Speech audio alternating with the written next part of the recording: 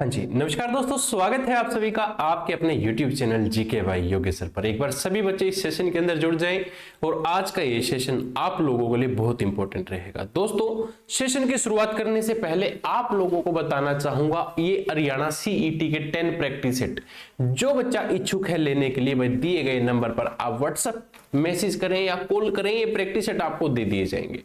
अब हम बात करेंगे अपनी आज की इस क्लास के अंदर कि हरियाणा की प्रमुख झीलें कौन कौन सी है। अब दोस्तों, हरियाणा की जो प्रमुख झीलें हैं पेपर के अंदर पूछा जाता है कि जैसे कि बड़खल झील कहां पर है, सुल्तानपुर झील कहां पर है, करन झील कहां पर है, या दोस्तों आप लोगों से बिदक्यार झील के बारे में भी पूछ लिया जाता है। तो दोस्तों आज की इस क्लास के अंदर संपूर्ण झीलों को हम कवर करेंगे। दोस्तों पॉइंट टू पॉइंट जानेंगे, थ्योरी के अंदर इस क्लास को हम करेंगे, ठीक है। कोई शॉर्ट तरीके से हम इस क्लास को नहीं पढ़ेंगे, ताकि जब आप आपकी इस क्लास को दोबारा से देखो तो आपके ये जो नोट्स हैं दोस्तों आपके पहले से ही प्रिपेयर हो जाए, और जब एग्जाम्स की आप तैयारी करो तो आप आपके नोट से ही तैयारी कर पाए। चलिए शुरुआत करता हूं अपनी आज की इस क्लास की, और आज की इस क्लास का जो टॉपिक है दोस्तों वो है हरियाणा की प्रमुख झीलें। हरियाणा की प्रमुख झीलों में दोस्तों हम शुरुआत करेंगे कि जो ये झीलें होती हैं दोस्तों, झीलें क्या है, एक तो आपका पर्यटक स्थल बना देती है, दूसरा हमारे पर्यावरण को दोस्तों एक अच्छे तरीके से उभार देती है, और दोस्तों तीसरा, जब झीलों के अंदर कहा जाता है कि पुराने समय में झीलों के अंदर पानी सेव करके रखा जाता था, ताकि जब हमें सिंचाई के लिए पानी की आवश्यकता हो तो हम झीलों से क्या कर ले, पानी ले ले। तो दोस्तों ये झीलें वही झीलें आज आप लोगों के लिए एग्जाम्स में इंपॉर्टेंट बढ़ती है। जैसे कि आपसे पूछ लिया जाए क्या कि भड़कल झील हरियाणा में कहां पर है, तो गुरुजी ये भड़कल झील, सबसे पहले तो हमें एक स्थान का पता होना चाहिए कि भड़कल झील हरियाणा में कहां पर है। तो एक गांव है दोस्तों, गांव का नाम पूछा जाए तो क्या है, गांव का नाम बड़खल। गांव का नाम क्या है जी, बड़खल। और बड़खल ये गांव कहां पर है, जिला पूछ लिया जाए तो ये जिला दोस्तों आपका कहां पर है, फरीदाबाद के अंदर। अब आप लोगों से एग्जाम्स में अगर पूछ लिया जाए कि भड़खल झील हरियाणा के किस क्षेत्र के अंदर स्थित है, तो क्षेत्र दोस्तों आपका फरीदाबाद के अंदर स्थित है। गांव पूछा जाए तो भड़कल गांव के अंदर दोस्तों क्या है, ये स्थित रहेगी। गुरुजी जो ये भड़कल झील है, दिल्ली से इसकी दूरी बताओ, तो दिल्ली से पूछ लिया जाए हरियाणा की, सॉरी भारत की राजधानी दिल्ली से ये 32 किलोमीटर की दूरी पर स्थित रहेगा। कितने, 32 किलोमीटर की दूरी पर स्थित रहेगा। गुरुजी तीसरा ये पूछ लिया जाता है आप लोगों से कि भड़कल झील कितने एकड़ के अंदर फैली हुई है, तो ये है झील, क्या है कि यह है झील 206 एकड़ में फैली हुई है, एकड़ में फैली है। गुरुजी इसको सभी बच्चे एक बार नोट कर लीजिएगा कि जो ये आपकी झील है दोस्तों, ये झील आपकी 206 एकड़ में फैली हुई है। हरियाणा के अंदर जो फरीदाबाद है दोस्तों, फरीदाबाद के अंदर दोस्तों ये आपकी 206 एकड़ के अंदर फैली हुई भड़कल झील दिल्ली हमारी राजधानी से 32 किलोमीटर की दूरी पर है। दोस्तों प्राचीन समय में अगर मैं बात करूं इस झील से रिलेटेड, अब आपसे क्या पूछा जा सकता है कि भाई प्राचीन समय से रिलेटेड अगर क्वेश्चन आ जाए कि प्राचीन समय में यह झील राज्य में बाढ़ का प्रमुख कारण थी। दोस्तों क्या है कि इस झील के अंदर क्या है, ज्यादातर बाढ़ आ जाती थी, और दोस्तों बाढ़ का प्रमुख कारण पूछ लिया जाए तो प्राचीन समय में यह झील बाढ़ का क्या थी, आपकी प्रमुख कारण बनती थी। अब दोस्तों जिस किसी झील से बार बार बाढ़ आने लगे तो वह नुकसान तो होगा, तो इस नुकसान से बचने के लिए क्या किया गया गुरुजी, इससे बचने के लिए 1947 में इस झील के पानी को रोकने के लिए बांध का निर्माण कर दिया। क्या कर दिया जी, 1947 में बाढ़ के पानी को रोकने के लिए क्या कर दिया जी, आपका बांध बना दिया। अब यहां पर किसका निर्माण कर दिया, बांध का निर्माण कर दिया जी। अब आप लोगों से एग्जाम्स में पूछ लिया जाता है, क्या पूछ लिया जाता है कि बड़खल झील पर बांध कब और क्यों बनाया गया? बनाया तो गया 1947 में। बाढ़ ज्यादा आ जाती थी तो बाढ़ का पानी रोकने के लिए इसका क्या कर दिया? निर्माण कर दिया जी। अब यहां से सभी बच्चे एक बार नोट कर लीजिए, ठीक है। और आप सभी को पता ही है भाई, पानी का उपयोग है जो, इसके पानी का प्रयोग है जो मुख्य रूप से क्या किया जाता था भाई? सिंचाई के लिए प्रयोग किया जाता था इसके पानी का। भाई ये आप सभी को पता होना चाहिए, इसको सभी बच्चे नोट कर लो। क्लियर है? अब गुरुजी यहां से एक क्वेश्चन ऐसा आता है जो प्रीवियस ईयर के अंदर बहुत बार पूछा जा चुका है। क्या पूछा जाता है कि इस झील पर दोस्तों एक शो का आयोजन किया जाता है। आपसे पूछा जाए शो का नाम बताओ, तो भाई वसंत आप लिख सकते हो क्या कि वसंत ऋतु में, सॉरी ये स्पेलिंग मिस्टेक हो गई, एक सेकेंड, वसंत ऋतु में यहां पर एक शो का आयोजन किया जाता है जिसको हम क्या कहते हैं? आपका फ्लावर शो। फ्लावर शो का आयोजन यहां पर किया जाता है जी। इसको सभी बच्चे एक बार नोट कर लीजिएगा, आप लोगों के लिए इंपॉर्टेंट है। अब मैं इस पूरे पॉइंट को रिपीट करना चाहूंगा। बड़खल झील के बारे में जब भी पूछा जाए तो ये हमारे भारत की राजधानी दिल्ली से 32 किलोमीटर की दूरी पर है जी। क्लियर है? दूसरा पूछ लिया जाए कि बड़खल झील हरियाणा के किस स्थान पर है, तो जी फरीदाबाद के अंदर है। फरीदाबाद के कौन से गांव में? तो बड़खल एक गांव का नाम है, वहां पर स्थित है। बड़खल झील से क्या होता था? पहले यह भी पूछा जाता है कितने क्षेत्र में फैली हुई है, तो 206 एकड़ भूमि में फैली हुई है। प्राचीन समय में जब 206 एकड़ में अगर पानी भरा हुआ हो और बारिश आ जाए और वो पानी बह जाए तो क्या हो जाता है? बाढ़ का रूप ले लेता है। अब प्राचीन समय में इस झील से बाढ़ बहुत ज्यादा आती थी। अब बाढ़ से बचने के लिए क्या किया? 1947 में इसके ऊपर एक बांध बना दिया गया जिससे पानी को कंट्रोल कर लिया गया। अब जब पानी कंट्रोल हो गया तो जब हमें सिंचाई के लिए पानी की जरूरत होगी तो फरीदाबाद के लोग क्या कर सकते हैं? यहां से पानी ले सकते हैं और पानी लेकर क्या कर सकते हैं? अपने खेतों को सिंचित कर सकते हैं। ठीक है। अब इसके बाद फिर क्या कहा कि भाई ये जो आपकी झील है, इस झील पर एक शो आयोजित किया जाता है जिसको हम फ्लावर शो के नाम से जानते हैं। और प्रीवियस ईयर में पूछा जाता है कि फ्लावर शो का आयोजन हरियाणा की किस झील के ऊपर किया जाता है, तो झील का नाम क्या आएगा? आपकी बड़खल झील। सभी बच्चे इसको नोट कर लीजिए। ठीक है। अब इसके नीचे आप एक पॉइंट है उसको नोट करके लिख सकते हैं गुरुजी। क्या लिख सकते हैं कि मयूर झील इस झील के पास स्थित है। क्या है? आपकी मयूर झील इस झील के पास स्थित है। लो गुरुजी, इसको सभी बच्चे एक बार नोट कर लो, आप लोगों के लिए इंपॉर्टेंट है। इसका स्क्रीनशॉट भी लेना चाहो तो आप ले सकते हैं। क्लियर सबका? चले अगले दूसरे पॉइंट की तरफ बढ़ता हूं भाई। अब दूसरा पॉइंट भी आप लोगों के लिए इंपॉर्टेंट है। अब पॉइंट नंबर 2, झील नंबर 2 के बारे में आप सभी नोट कर लीजिए। क्या लिखोगे कि दमदमा झील हरियाणा में कहां पर है?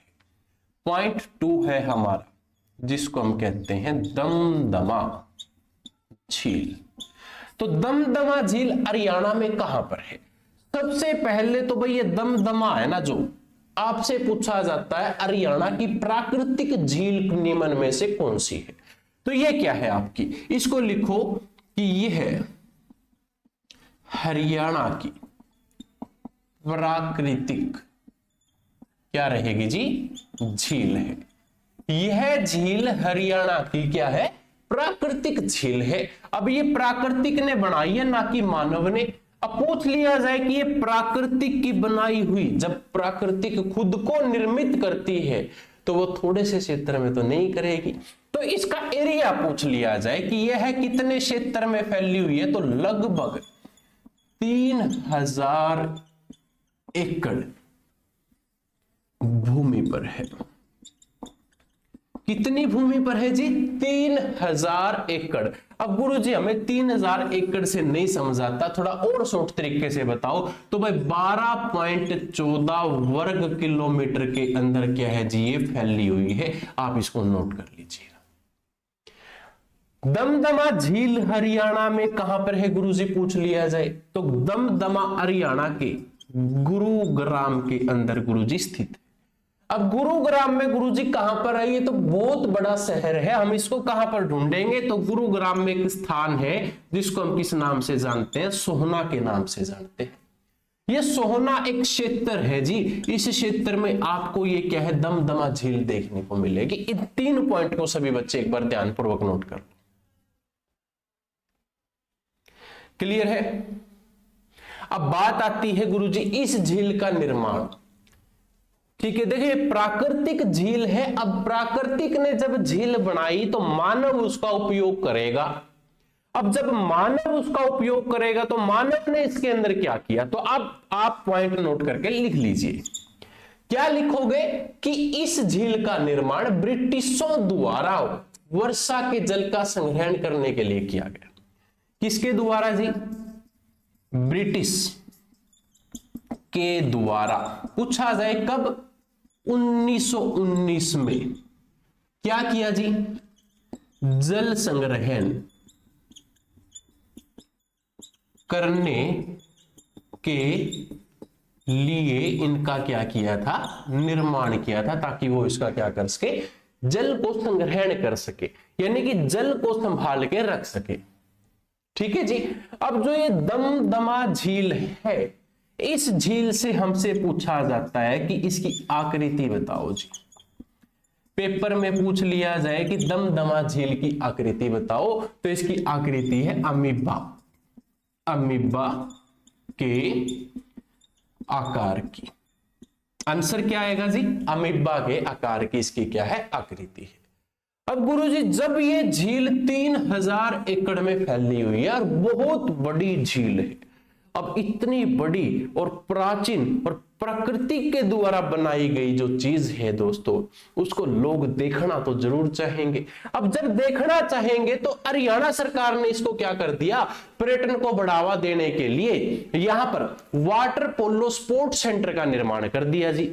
अब यहां पर क्या कर दिया, आपका एक क्वेश्चन बनता है, एग्जाम्स में भी आता है कि इस झील पर लिखो, इस झील पर, अब इसको ब्रैकेट में लिख लेना, क्या कि वाटर, इस झील पर वाटर क्या है, पोलो, वाटर पोलो स्पोर्ट्स, सॉरी हां स्पोर्ट्स, स्पोर्ट्स सेंटर का क्या कर दिया जी, निर्माण कर दिया। ठीक है, का निर्माण यहां पर कर दिया। इसको सभी बच्चे एक बार नोट कर लीजिएगा। ठीक है, यहां तक क्लियर सबका। देखिए हमने सिर्फ बेसिक सी बात जाननी है और बेसिक ही बात आप लोगों के लिए इंपॉर्टेंट है। अब गुरुजी एक बात और जरा सोचकर देखिए आप, जब कोई 3000 एकड़ के अंदर झील फैली हुई है तो वहां पर पेड़ पौधे भी अवश्य होंगे। अब जब पेड़ पौधे हैं, झील भी है और दोस्तों पर्यावरण तो साफ होगा, और जहां पर पर्यावरण साफ है वहां पर आपको क्या देखने को मिलेंगे, पक्षी देखने को मिलेंगे। अब मोस्ट इंपॉर्टेंट पॉइंट यहां से क्या बन जाता है गुरुजी, उसको सभी बच्चे नोट कर ले। और एग्जाम्स में भाई लगभग 7 से 8 बार क्वेश्चन आ चुका है जी। क्या आ चुका है कि इस झील पर 190 पक्षियों की प्रजातियों का घर है। क्या लिखोगे कि इस झील पर, इस झील पर कितने जी, 190 पक्षी हैं। 190 पक्षी, पक्षी भी अलग अलग प्रजाति के हैं, ना कि कुल 190 भाई। ठीक है, इस झील पर 190 पक्षी प्रजातियों के घर है। अब गुरुजी यहां पर क्या है, 190 पक्षियों की प्रजातियों के घर हैं और प्रवासी पक्षी भी आते हैं भाई। ठीक है, जब यहां पर हमारा इतना अच्छा साफ वातावरण है तो पक्षी आएंगे, और जो दूर दराज से पक्षी उड़कर भी यहां पर आपको देखने को मिलते हैं। इसको सभी बच्चे नोट कर लीजिएगा। अब कुछ बच्चे ये सोच रहे होंगे कि सर साइबेरिया के जंगलों से उड़कर जो पक्षी आते हैं वो कहां पर आते हैं उसके बारे में बताओ। लेकिन मैं सिर्फ इतना कहूंगा, जितना बताऊंगा सिर्फ उतना याद रखना, एक्स्ट्रा बातों को मन में ना लेके आए ताकि आपको पजल ना होना पड़े। इस पॉइंट को क्लियर कर लो। मैंने दमदमा की बात करी है, दमदमा में कितने प्रकार की प्रजातियों के पक्षियों के घर हैं। मैंने सिर्फ ये कहा है कि घर, और ये वर्ड याद रखना कि घर कहां पर है, तो घर आपके दमदमा झील के ऊपर है। क्लियर?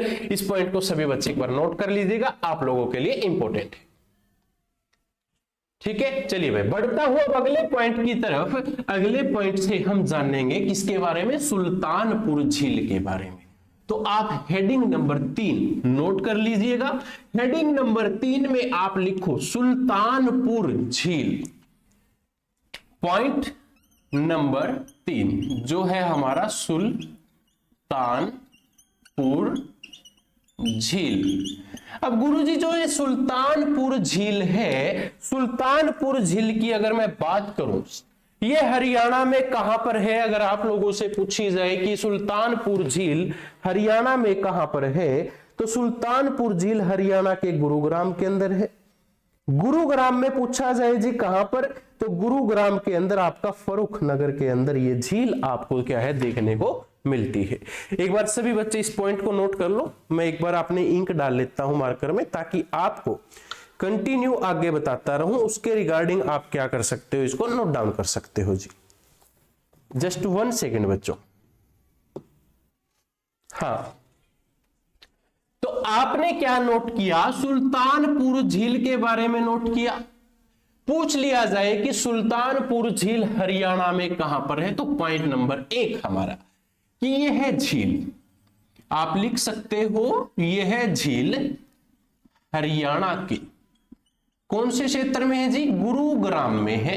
अब गुरुग्राम पे एक स्थान है, गुरुग्राम के फर्रुख नगर में क्या है जी ये स्थित है। अब गुरुजी बात यहां पर क्या आती है? ये तो आपका शहर का नाम है और ये आपका एक स्थान का नाम है जहां पर ये क्या है झील स्थित है, जो आप लोगों के लिए इंपॉर्टेंट है। क्लियर सबका? अब इसके बाद आपसे पूछे कि यह झील गुरुग्राम से कितने, ये जो डिस्टेंस है कितने किलोमीटर का है जी? तो ये डिस्टेंस आपका कितने किलोमीटर का है? तो 15 किलोमीटर का डिस्टेंस है। अगर आप लोगों से पूछा जाए कि गुरुग्राम से फर्रुख नगर जो आपकी सुल्तानपुर झील है वो कितने किलोमीटर की दूरी पर है, तो जी 15 किलोमीटर की दूरी पर है। ठीक है, दूसरा पॉइंट आप लिख सकते हो, जरा ध्यानपूर्वक लिखना, अपने नोट्स को ध्यानपूर्वक बना लेना भाई। ठीक है, क्या कहता है कि यह झील लगभग 353 एकड़ में फैली है। यह झील 353 एकड़ में फैली है। मतलब इसका पूछा जाए तो जी आपका कितने बनेगा? 1.43 वर्ग किलोमीटर के अंदर ये झील क्या है आपकी फैली हुई है। इसको सभी बच्चे नोट कर। ठीक है जी। अब हमने बात किसकी की है? सुल्तान। और सुल्तान क्या है? ताकतवर है, मजबूत है भाई। अब ताकतवर है, मजबूत है, तो यहां पर हमारा एक पॉइंट मोस्ट इंपोर्टेंट बन जाता है। वो क्या है कि राज्य का, हरियाणा राज्य का प्रमुख, क्या कह सकते हैं हम इसको? पक्षी विहार कहते हैं जी। आप लिखो कि हरियाणा राज्य का प्रमुख पक्षी विहार कौन सा है आपका पक्षी विहार? तो सुल्तानपुर झील को हम क्या कहते हैं? हरियाणा राज्य का प्रमुख पक्षी विहार कहते हैं। ठीक है, अब हम इसको पक्षी विहार क्यों कहते हैं अगर पूछ लिया जाए? क्योंकि साइबेरिया के जंगलों से पक्षी यहां पर आते हैं और प्रजातियां अधिक पाई जाती है। कैसे पाई जाती हैं जी? लिखो, पक्षियों की लगभग, आप पॉइंट लिखना पहला कि सुल्तानपुर झील में, या फिर आप लिख सकते हो कि यहां पर लगभग पूछा जाए कितनी जी? 250 प्रजातियां पाई जाती हैं। प्रजातियां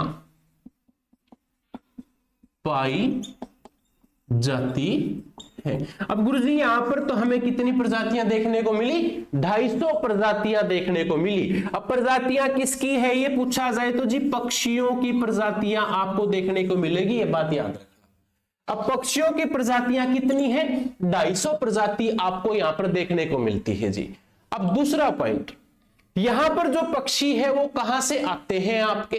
तो यहां से जो हमारे पक्षी आते हैं, देखो सर्दियों में मौसम साइबेरिया के अंदर चेंज हो जाता है, तो सबसे पहला पॉइंट क्या रहेगा कि साइबेरिया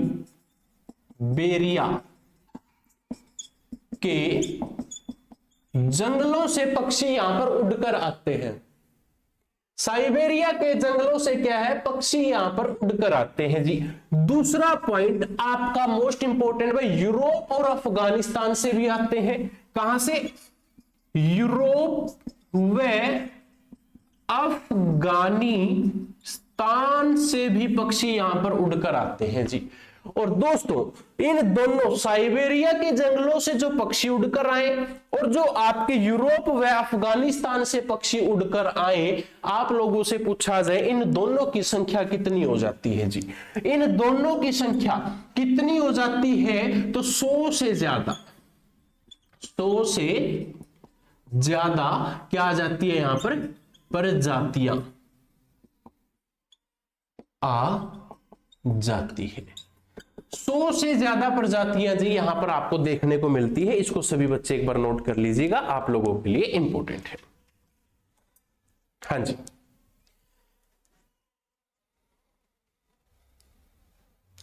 क्लियर है यहां तक सबका? अब हमने क्या कहा जरा ध्यानपूर्वक देखिएगा कि भाई सुल्तानपुर झील हरियाणा में कहां पर है जी? गुरुग्राम में है। गुरुग्राम में क्या है आपका? एक फर्रुख नगर है जी, फर्रुख नगर में स्थित है।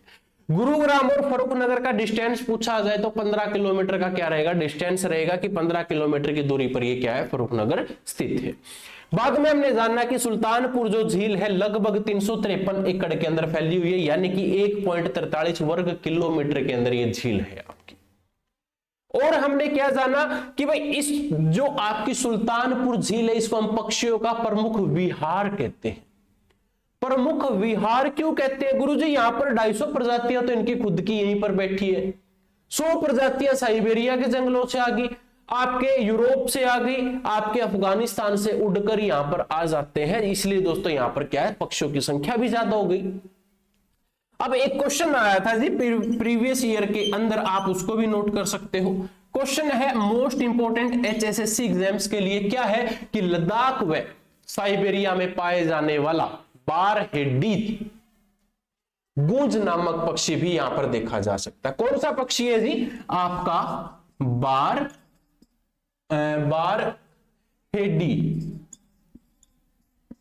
पक्षी यहां देखा जा सकता है। इसको सभी नोट कर लो। और ये जो बारहेडी है पक्षी दोस्तों, ये आपको सिर्फ लद्दाख और साइबेरिया में पाया जाता है। यह पक्षी कहां पर? एक तो लद्दाख और दूसरा आपका साइबेरिया, इन दोनों स्थानों पर यह पक्षी पाया जाता है। और जब ये उड़कर आते हैं तो आपके सुल्तानपुर झील के अंदर भी आपको देखने को मिलते हैं जी। इसको सभी बच्चे एक बार नोट कर लो भाई। इस पॉइंट को एक बार ध्यानपूर्वक नोट कर लो। तीनों झील आपकी मोस्ट इंपोर्टेंट है जो आपने अभी तक पढ़ी है, ठीक है जी। इसके बाद हम जान लेंगे झील नंबर 4 जिसको हम कहते हैं कोटला झील। आप लिख सकते हैं कि कोटला झील हरियाणा में कहां पर है, ठीक है। वैसे तो जो हमने ये 3 झील पढ़ी है अभी तक, तीनों मोस्ट इंपोर्टेंट और तीनों के बारे में पेपर में पूछा जाता है। लेकिन आपसे अगर कह दे क्या कि कोटला झील पॉइंट नंबर 4, कोटला झील। कोटला झील हरियाणा में कहां पर है गुरुजी? सबसे पहले तो यही पता होना चाहिए हमें, ये आपके मेवात के अंदर है जी, जिसको हम नुहू मेवात के नाम से जानते हैं, ठीक है। और ये झील किसके द्वारा बनाई गई है? तो मानव निर्मित झील क्या है? ये मानव निर्मित झील ये आपकी रहेगी। प्राचीन समय में इसका उपयोग किसके लिए किया जाता था? जल संग्रहण के लिए किया जाता था। आप लिख सकते हो कि प्राचीन समय में इसका प्रयोग जल संग्रहण के लिए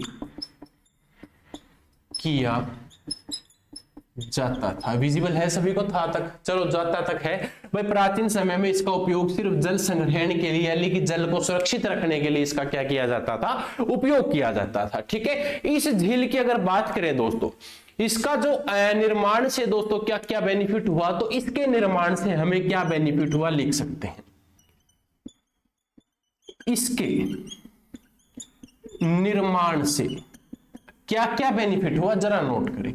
इसके निर्माण से मेवात के कोटला, ठीक है जी, और दूसरा स्थान आपका अकोरा, तीसरा स्थान पूछा जाए तो मोहम्मदपुर, और चौथा स्थान आपका खानपुर। दोस्तों आदि में क्या हुआ, लाभ, एक नुह भी है दोस्तों आपका, खानपुर और नुह में इन स्थान पर लाभ प्राप्त हुआ इसका, क्योंकि पानी भाई मिलने लग गया इनको।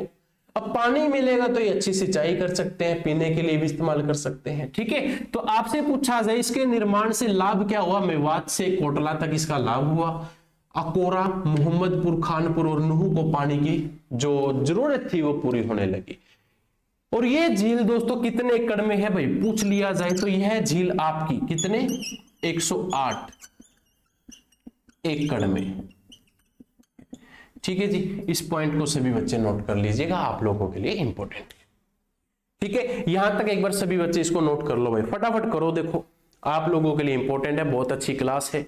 ठीक है, हरियाणा की झील आप लोगों के लिए बहुत बहुत इंपॉर्टेंट रहेगी, सभी बच्चे इसको ध्यानपूर्वक एक बार नोट कर लीजिएगा, आप लोगों के लिए मोस्ट इंपॉर्टेंट ये पॉइंट्स बनते हैं कि हरियाणा की झील हरियाणा में कौन कौन से स्थान पर स्थित है।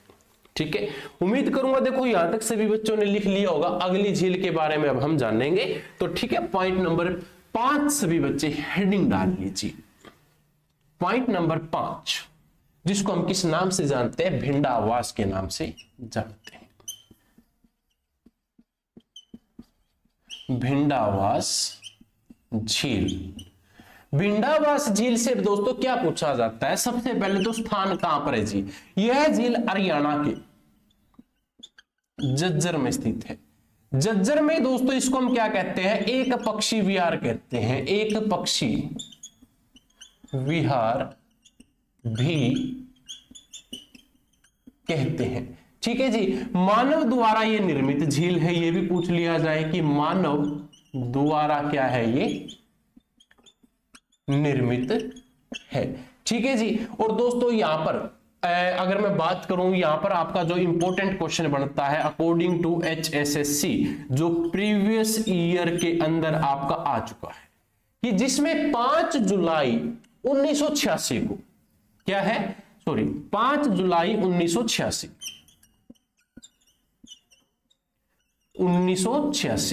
5 जुलाई 1986 को आपकी हरियाणा सरकार यानी कि हरियाणा गवर्नमेंट द्वारा एक वन्यजीव अभयारण्य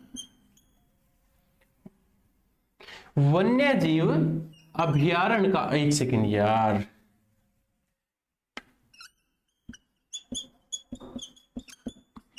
का यहां पर क्या दे दिया गया, दर्जा मिला।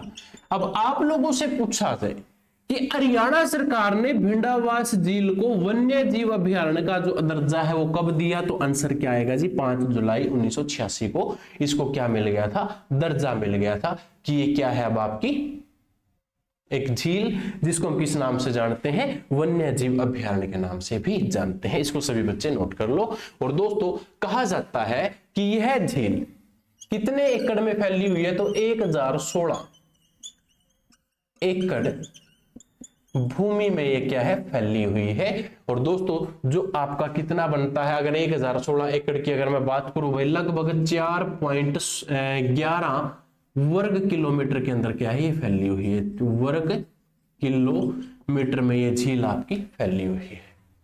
ठीक है जी, अब हमने ये भी कहा था कि इसको हम पक्षी विहार कहते हैं, और पक्षी विहार उसी को कहेंगे जहां पर पक्षियों की संख्या ज्यादा होगी। तो अब इसको हम पक्षी विहार क्यों कहते हैं जी, क्योंकि यहां पर पक्षियों की 266 प्रजातियां देखी जाती है। कितनी प्रजातियां जी? 266 पक्षियों की प्रजाति यहां पर देखी जाती है। और दोस्तों पक्षी विहार का जो दर्जा इसको कब मिला था, अगर पूछा जाए कि इसको पक्षी विहार का दर्जा कब दिया गया, तो आप लिख सकते हो कि इसको 3 जून 2009 को इसको क्या मिला था? पक्षी विहार का दर्जा मिला था। 3 जून 2009 को इसको पक्षी विहार की मान्यता दे दी गई थी। इसको पक्षी विहार बना दिया गया था, जो आप लोगों के लिए इंपॉर्टेंट है। इसको सभी बच्चे एक बार नोट कर लीजिए। ठीक है, यहां तक क्लियर सबका? चलिए भाई बढ़ते हैं अब अगले पॉइंट की तरफ। 4-5 पॉइंट आपके क्लियर हो चुके हैं दोस्तों। पक्षी विहार का दर्जा पूछा जाए तो आपका जून 2009 को पक्षी विहार का यहां पर आपको दर्जा दे दिया गया था। क्लियर सबका? अब आगे दोस्तों आप लोगों से पॉइंट नंबर 6 पूछ लिया जाता है खलीलपुर झील के बारे में। खलीलपुर झील, खलीलपुर झील की अगर बात की जाए तो गुरुजी ये कहां पर है? ये हरियाणा के जी मेवात के अंदर स्थित है, जिसको हम किस नाम से जानते हैं? नुहू मेवात के नाम से जानते हैं। दोस्तों यह झील हरियाणा के अगर बात करें नुहू मेवात के जो उत्तर पूर्व में क्या रहेगी? स्थित रहेगी। नुहू मेवात के उत्तर पूर्व में यह झील क्या है? आपकी स्थित है। इसको सभी बच्चे नोट कर लो एक बार। ठीक है जी। इसमें क्या है? जल ग्रहण करने की क्षमता ज्यादा है दोस्तों, पानी अधिक ग्रहण करती है। और ग्रीष्म ऋतु में ही दोस्तों ये क्या हो जाती है? सूख जाती है। आप लिख सकते हो कि गर्मियों में यह झील सूख जाती है। गर्मियों में क्या हो जाता है? यह झील सूख जाती है। और दोस्तों लगभग यह झील 1500 एकड़ में फैली है। यह झील 1500 एकड़ में फैली है। 1500 एकड़ भाई कितना? जैसे कि आपका 6.7 वर्ग किलोमीटर में यह झील आपकी क्या है? फैली हुई है। आप लोगों से जैसे भी पूछा जाए आप उसी तरीके से इसको बता सकते हैं। ठीक है जी। उसके बाद पॉइंट नंबर 7 आप लिखिए क्या है कि चांदनी झील। एक बार सभी बच्चे हेडिंग बना लीजिएगा, चांदनी झील की, जो आप लोगों के लिए इंपॉर्टेंट है। आप लोगों को पता होना चाहिए कि चांदनी झील है। ठीक है। अब चांदनी झील दोस्तों क्या है? खलीलपुर झील के लगभग 16 किलोमीटर की दूरी पर है, जो आपकी नुहू मेवात के अंदर ये झील है। इस झील से आप लिख सकते हो कि यह झील खलीलपुर से लगभग कितने किलोमीटर जी? 16 किलोमीटर की दूरी पर है। ठीक है जी। स्थानीय जल की अगर बात की जाए तो दोस्तों ये कितने चांदनी झील है जो कितने एकड़ के अंदर फैली हुई है? तो दोस्तों यह झील लगभग 988 एकड़ में फैली है। अब गुरुजी 988 एकड़ के अंदर ये झील क्या है? फैली हुई है। 988 किलोमीटर में पूछ लिया जाए तो 3.99 जो आपका वर्ग किलोमीटर है उसमें ये झील आपकी फैली हुई है। इसको सभी बच्चे नोट कर लो, आप लोगों के लिए इंपॉर्टेंट सी पॉइंट बनते हैं जी। ठीक है। 7 झील क्लियर सभी बच्चों की। चलिए भाई इसको रफ करके अब बढ़ते हैं अपनी मोस्ट इंपॉर्टेंट, देखो आपके हिस्ट्री से जुड़ी हुई झील है। ठीक है। महाभारत काल से जुड़ी हुई झील है, जिसको हम किस नाम से जानते हैं जी? कर्ण झील के नाम से जानते हैं। कर्ण झील। ठीक है जी। कर्ण झील सबसे पहले कहां पर है जी? पता होना चाहिए हमें। हरियाणा के करनाल के अंदर है जी। ठीक है। आपके महाभारत के कर्ण से संबंधित है। है। ठीक है जी। और दोस्तों पूछ लिया जाइए जो आपकी नेशनल हाईवे 1 पर क्या है ये स्थित है। नेशनल हाईवे 1 पर क्या रहेगी जी, ये झील आपकी स्थित रहेगी। और क्या कहा जाता है, जैसे कि भाई ये आपकी क्या है, ये आपकी CH यानी कि चंडीगढ़ है, ये आपकी क्या है DL यानी कि दिल्ली है। दोस्तों अगर हम इधर से ऐसे आए और इधर से यहां पर आए तो जो बीच का सेंटर 125 किलोमीटर बनता है। इधर से आओगे तो भी 125 है, इधर से आओगे तो भी 125 है, और यहां पर दोस्तों आपकी क्या रहेगी, ये कर्ण झील स्थित रहेगी।